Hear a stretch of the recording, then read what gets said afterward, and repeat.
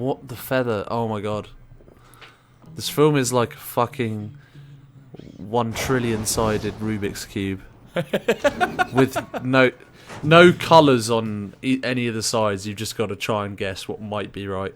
Hello everyone, welcome to Internally Screening and our second episode of Sloppy Sequels. My name's Adam. My name's Rupert. And today we will be discussing S. Darko, the sequel you maybe didn't know existed to Donnie Darko. A beloved early noughties film, you know, a nice edgy, niche teen drama with plenty of mystery and unusual imagery thrown in. One of my sort of early kind of awakenings into cinema, like one of the first films I watched where I was like, I felt really clever for having enjoyed it and sort of vaguely understanding it. And for a while this was probably one of my favorite films, if not the favorite, just because it made me feel so clever as like a sort of a young teen to be like, yeah, I know about films, I like Donnie Darko, what about you?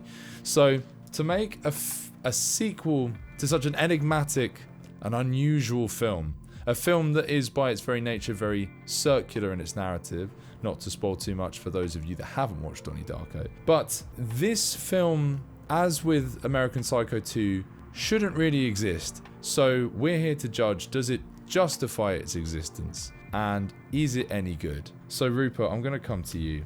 What the fuck is S. Darko?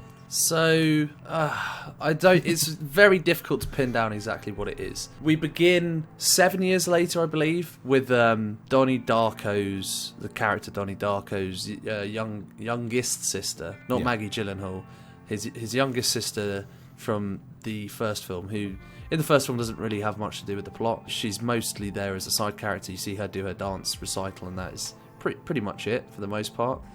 Oh, I remember that film. Oh, it's a scene from a better film. And she's on a road trip with her friend, who is a new character. She's really the only returning character, bar arguably one other character, in a way. And their car breaks down in a sort of Midwestern American town, and strange things are happening. It's really all I can say. The film kind of makes a lot of opening references to Thelma and Louise and Easy Rider, those kind of films, because it does sort of toy with the idea of being a road movie, at least in the very opening. The very opening. But then it sort of quickly becomes much more similar to the original Donnie Darko film, although arguably exclusively in tone and not in execution or in anything else, really. I really like Donnie Darko, and I think even though it is a little overly obtuse at points, and definitely a little bit pretentious. Yeah, definitely. It does basically have a core setup, like premise and reward, and it takes some arty license, but the film works and the imagery is really effective in it, so I'm willing to forgive it. Whereas this film, I think the best way to describe the core problem with it is that you have next to no plotting and then a ton of artistic license and strange imagery heaped onto it in, for mixed results. Like, some of it's kind of like, it is kind of similar to the original, I suppose, and it does kind of hit that eerie mark in a way, but it's nowhere near as effective as the original, and it seems to misunderstand the appeal of the original. The appeal of the original isn't solely in the the iconically creepy imagery and the edgy dialogue. That's like very, very surface level stuff. The core part that makes it a film that people remember to this day is essentially a very simple but like very rewarding on rewatch premise of the circular time loop thing. Also, like, they've made this way more phallic. Or I'm just a pervert, but it does just look to me like a veiny worm cock coming out of their chest.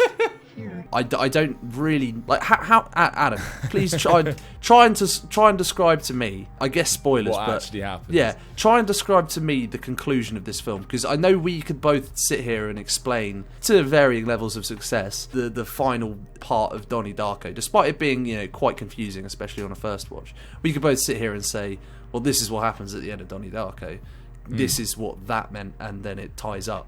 Like, what was tied up in this film? Well, I think it's crucial to come back to what you said about, you know, this film being essentially all style and no substance. What this film feels like is something made by someone who enjoyed Donnie Darko but didn't really understand Donnie Darko, and so extrapolated various aesthetics, bits of imagery, story beats, but then mapped them onto different characters in a different location, and then didn't give, for example, none of the characters really have any identity to them. They're either caricaturish, vague, or just completely nondescript. There's all sorts of hints at other subplots which Donnie Darko has. Donnie Darko has, for example, the subplot about the crazy kind of cult leader type guy that everyone's hoodwinked into loving, and then it turns out he's a pedo. This has this weird, like, oh, the kids are going missing and it's because of this dude, and then you know this pervert's roaming the streets, and then it kind of gives you this, like, the notion that one of these characters is going to be the pervert, and so every single male character in this film acts like a total freak, and you think it's going to have some kind of payoff, but it doesn't. Yo, Sam, please. cut a poor chiseled hunk of break. Get lost. You fucking kidding me? Whoa! Fucking hell. That was hilarious. He died. And early on, you have, you know, like you said, you kind of road movie, there's lots of sort of airy imagery and whatever. And then bang, at like the 10-minute mark, after basically like fuck all dialogue and just kind of people prancing around in the middle of nowhere America, suddenly you have S. Darko becomes weird ghost Darko that is already has like the time travel stuff straight away, just out of fucking nowhere, talking to a character you don't know, talking about the end of the world immediately, all the sort of stuff that, say, Donnie Darko would have done way towards the end, building subtly upon the mystery of like what the hell's going on here. This just dumps it with you right at the beginning. Do whatever you want.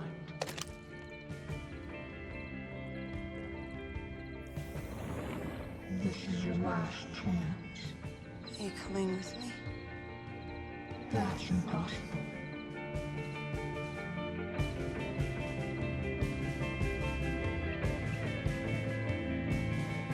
And there's kind of, I guess, ultimately, there's lots of sort of bits, because it's so sort of style heavy over substance, there's lots of kind of bits where they're just kind of repeating themselves, doing the same things over and over again. So you have like spooky scenes and weirdo stuff, and then just like loads of dead air where characters are just talking and you're like getting nothing out of it. But there's like two key actual pivotal story beats, really. There's the bit in the middle and the bit at the end, which I promise I am coming to. I know you asked me about this. I feel like I have to get this out of the way.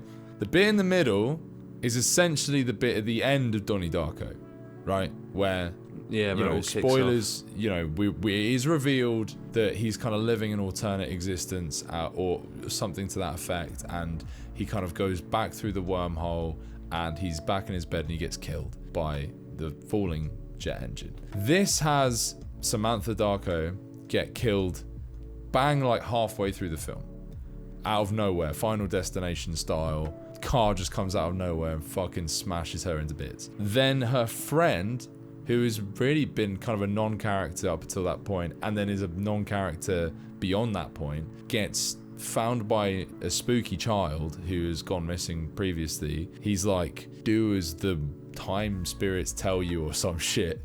And then she goes back through a portal, rewinds time, takes the place of her essentially, and gets killed in the accident, and then Samantha lives, which is pointless. It's so confusing. It's completely confusing. It's not only confusing, but it's pointless, because it's like they do the world will end in so many days, and then before that can happen, she dies, and then they have to save her life so that timeline can continue. It is a really confusing mix of like a lot of dead air, as you said, and like these strands and B-plot threads. You know, you've got the creepy preacher, you have this nerdy guy with a rash, got this serial killer plot with people disappearing in the town, and this edgy, brooding, model-looking guy who's romancing Samantha's friend. It kind of feels like, and then you have this absolutely wild sort of last third of the film. Yeah. It kind of feels like you've made a Donnie Darko TV series, but you've just mashed up the pilot with the season finale. So, like, nothing makes sense. So you're getting, like, loads of setup and then, like, this incomprehensible payoff that doesn't really feel like it explains or amounts to anything. I was always expecting this, like, picture of the universe or GIF or whatever it was to have, like, alarmy stock images. Oh, wow. Oh, Jesus. Whoa. Oh, that's the meteorite. Is that it? Is that what's going to come through? Maybe? You could just brush away all of that criticism and say it's Lynchian. You and could. Suddenly You it's could. a masterpiece. It's such a sadness that you think you've seen a film on your fucking telephone. Get real. Yeah, again, once you have your middle kind of action moment of, so wow, something actually happens, even though by rights it makes no sense that it happens. Boring stuff for the rest of the film, with, you know, minimal or zero satisfying payoffs to any of these sort of half interesting story beats that have been introduced. And then you have the finale, which is crazy stalker guy that's trying to date Samantha, played by one of the vampires from Twilight, who they've uglied up by combing his hair and giving him glasses. Classic. People in glasses get a bad rap, man, and I'm fucking sick of it. Shut up, nerd. So he tries to take Samantha out on a date, and he's going on about like the fireworks. So like the end times are upon us. The clock has finished counting down to the end of the world. Or maybe you're just a cock tease, and you've been stringing me along this whole time. Jeremy, I'm telling you, he's the you're serial creeping killer. me out. Maybe Oh, no. you just calm down. And... Calm down. Here's me being calm. He's gonna get hit by a meteor. Please. Which I assume is more metaphorical, but as it was in Donnie Darko. But you then have, they go up to what we began to refer to as Serial Killer Mountain, which basically is the most blatant spot for the creepy, definitely a murderer character to take you on a date at the middle of the night to see some meteorites. The meteorites start coming down, he goes insane, tries to force himself on her, shows that he's got a weird rash on him, and then he goes Hulk mode for like a second to hide. Oh, Sam. pushes her over. She lands on the previously made, which we haven't yet mentioned, but the Frank mask. So they make the bunny mask again, because of course they do, but this time it's made of metal, so it's like edgier, and by rights it is a cool mask. Yeah, But it makes no sense. It makes no sense being here because it's specifically like a vision of the future that Donnie Darko is seeing, and only he sees it. It's not like, oh yeah, I passed down this vision down the road. Well, it only has personal significance to him because he ends up killing that guy, right? Yeah, exactly. So and then that guy in this timeline doesn't die, and maybe he never even wears that fucking outfit. So literally the only person that has any significance to is Donnie Darko. So why it's here is just for brand recognition, really. So she lands headfirst on this mask, gets a bit of it embedded in her head, and she dies. And then that's what she looks like when she's spooky ghost Samantha. And then suddenly this character who's been a psycho for the last 5 minutes just like stops, and nothing about his character is resolved. he just like disappears. Like He just disappears. She gets rescued, well, not rescued, but taken by another character we forgot to mention because there's so many just like nothing characters. The loner weirdo who dresses like an army general, who is everyone thinks he is the guy kidnapping kids or whatever, and he is related to the old woman who wrote the book on time travel from the original film. And so he's our only other real tie to the previous story, even though him being here still makes no sense. It still doesn't, it's not necessary. Like, and then at the end, it kind of turns out that it was his film all along. Because where in original Donnie Darko is the one that dies, because it's like his journey through this alternate reality, essentially. He is the one that gets to die, and the film has the audacity to do a second wind back. It's the sequel, you gotta have two, right? That's how it goes. It is really like jarring, is it not? Because I think we get like a bit of backstory for him, but like if this is going to be the storyline, he should have at least had more screen time. The whole point of a sequel is that you can basically copy the first film. And that can be fine. Sometimes that can just work. Maybe build on the themes, Yeah. see different characters, situation and the way they deal with things. This was... I mean, I've got a bit of a headache, to be honest. Well, I said it's a film that understands the tone of the original pretty well. Because it gets like a lot of the teenage like needle drop stuff fairly right. And the visual aesthetic fairly right. Obviously it's not perfect. It definitely looks very cheap at points, particularly when it comes to anything special effects related. Jesus Christ. But in terms of like how it's shot, it's got that similar kind of dreamy thing going, and the eerie stuff is nowhere near as good, but it's like mildly effective. They have to jump scare it every time. It literally was giving me regular heart attacks because the audio in the headphones was suddenly just so much louder than anything else, and like they'd always like come in with like lightning cracks and a flash of this ghost in your face. It is dumb, and I hate how much it got me like every time. So stupid. This isn't like American Psycho 2 where it was just a cynical, we made a shit script, let's shoot it. Oh look, we've got the rights to this film, chuck it on, and we'll figure it out later. It isn't that. I think the guy who directed this, Chris Fisher, clearly had watched Donnie Darko probably more than once and probably thought it was a pretty good film. And I don't think he did understand it. I think you're right. I think I mean, the one thing you can say for this film, like, is major sort of positive, is it does feel like a passion project. It feels like someone really cared about this, but it just felt like they didn't really know actually how to make it. Like someone, with a vague understanding of how to use a camera, because it's not the ugliest film ever made. Like there are some half decent shots and like when it's not special effects, it looks pretty good. I think it's got a consistent style to it as well. One thing we noticed as well, it's supposed to be set in the 90s, but it could not look more late noughties than it is. Do you know what I mean? Like it's shot around sort of 2008, 2009, and it looks like that. And none of the characters look like they're in the 90s at all.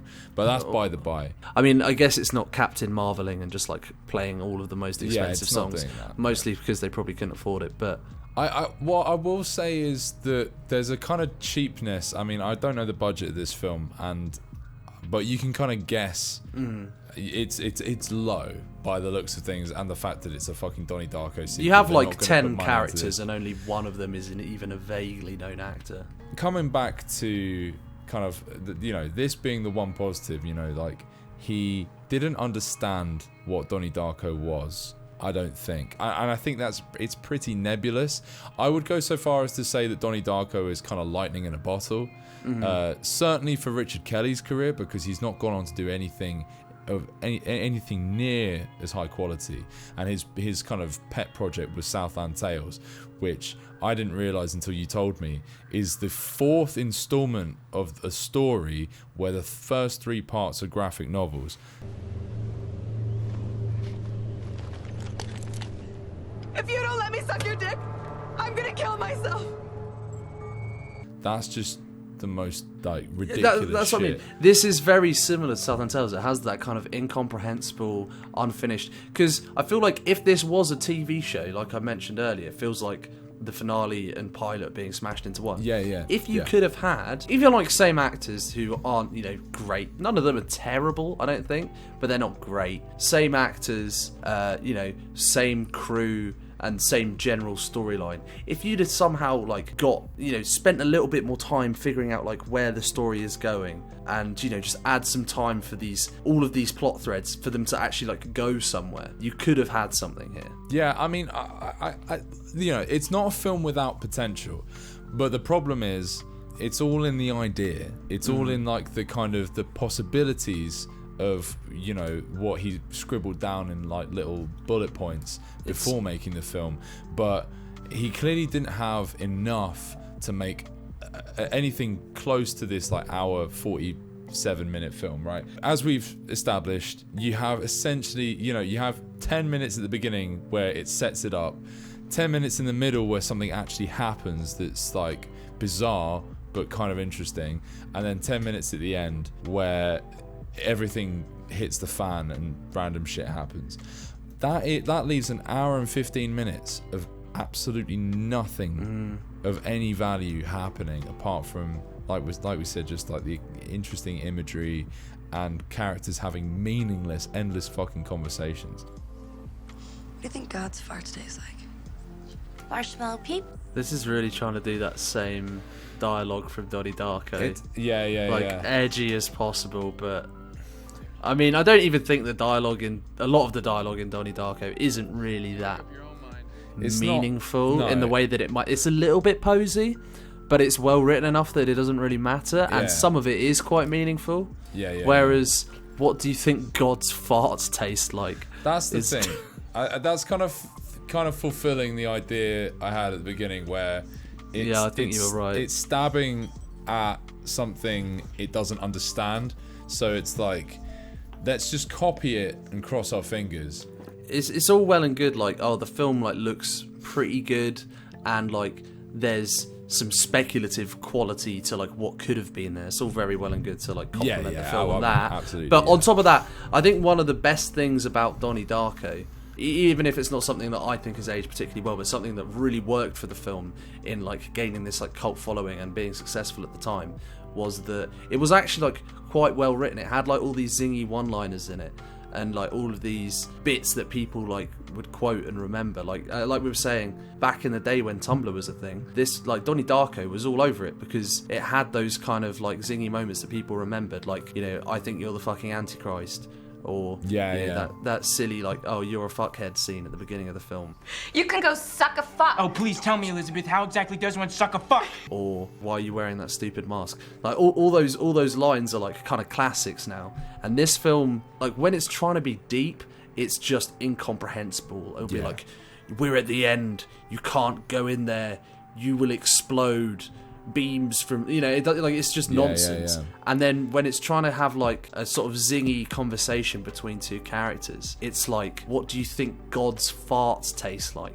Like it's like that is just meaningless bullshit. It's not like well written or funny or clever. It's just cringy. It's like when you hear someone try and emulate how Tarantino writes dialogue, and they don't understand how to write interesting natural dialogue. This film is a regurgitation of ideas that worked when someone had the passion and talent to pull them off, and the overall like understanding of what they were aiming for. This is like a poor photocopy where someone really liked the original, as much as we can tell at least, but had absolutely no idea like how to recreate it or what exactly they were recreating. So I think that's the long and short of it. Pretty much. I don't think I can't think of many more things to say about S. Darko, other than don't watch it. I think if you really, really like Donnie Darko, you might get something from this if you have pretty low standards. And if you're like morbidly curious, it's not like the worst film ever, but it is really bad. It's really bad, but American Psycho 2 was excruciating. I don't know how much credit I'm giving this film just because it isn't American Psycho 2. The longer we do this series, the more kind of a tapestry, a sort of a scale of quality will emerge. We'll see all different sides of what a sequel can be. And American Psycho 2 was I mean, I don't know. We might come across some real stinkers going forward. But basically the worst place you could possibly start. Yeah, it's all uphill from here. Like, it has to be better. Like, in terms of being vapid, lacking in not just substance, but like honesty, like pretending it's a product that it isn't. This is a passionate, real film that just doesn't work, and it has merit in that. Not much merit, but I respect it at least. I do respect this film. What are you gonna rate it? Oh, like a 3 max. I'm like hovering between a 3 and a 2. I wouldn't begrudge you a 2. It's not a good film. I feel like I've been like very nice to it, and I've given the impression that I think it's like good. Just to be clear, it's like really not good. I'm gonna go with a 2, but it's an interesting 2. Like, Right. there are 2s and there are 2s. This is like a kind of intriguing 2, but it's really only got like one redeeming thing about it, and that's that I think it's at points quite well shot, and that's about it. Like, there is really like little else in terms of appeal here, and I don't think while it sort of at points captures the tone of the original, yeah, as you said, it's like a really bad mimicry for the most part, and because it's only aping the really superficial elements of the first film, it's gonna be something that I probably forget about by the time I wake up tomorrow. I agree. It's got nothing other than just complete confusion. The confusion factor of this film is probably the most rewarding part of it in terms of our initial reaction. Well, I guess terms of that. In terms of having fun watching it with a friend, going, what the fuck is happening? That doesn't happen nearly enough as well. I guess one more point I could make is Donnie Darko does use its confusing structure and deceptively like complex mechanics, and it does use that as almost like a way to like test you as like a watcher, if that makes sense. Like, it kind of purposefully confuses you. And I feel like that was very much the intention. You're paying attention. Yeah. So like, it kind of weeds out the normies, like a little bit. Like, it uses the confusion in like a kind of sort of wake up punch way. And I guess this film does the same thing. But the problem is, I really, really doubt if I dig into this, I'm gonna get anything at all. Whereas when I watched Donnie Darko for the second time, there's like a ton of things that I'm picking up because I know the end, which makes it inherently rewarding. I mean, I can't say for sure I'm not going to watch this ever again, but I Don't you really own this doubt. on Blu-ray? I do own this on Blu-ray. I got it for like 50p from CEX, so it's sat downstairs on my shelf. And you know what? If I had like American Psycho 2, that would be like yeeted into a skip ASAP, because I don't want that. I thought you were going to say held placed pride in the mantle. No. Look at this crowning achievement. No, because the problem is, when I have it alphabetized, it would have to be like one of the first. It would have to be next to American Psycho, and that's like one of my favourite films. So that's not going anywhere near that. I'm sorry, that's going out the window. S. Darko doesn't even have to be next to Donnie Darko. That's true. Yeah, it can go all the way down. Just pretend it doesn't exist. Exactly. Yeah, fuck that. Yeah, this film is bad. 2 out of 10 from me, and a 3 out of 10 from you. Yeah. Don't watch it. Yeah, and that will about do us for episode 2 of Sloppy Sequels. I hope you enjoyed it. We will be doing more of these. We've got a gargantuan list of potential episodes that we can do, and we will always accept your recommendations. I mean, we'll accept them. We doesn't necessarily mean we'll do them. So if you've enjoyed it, please like and subscribe and all that shit. Or dislike, because it makes no difference to us.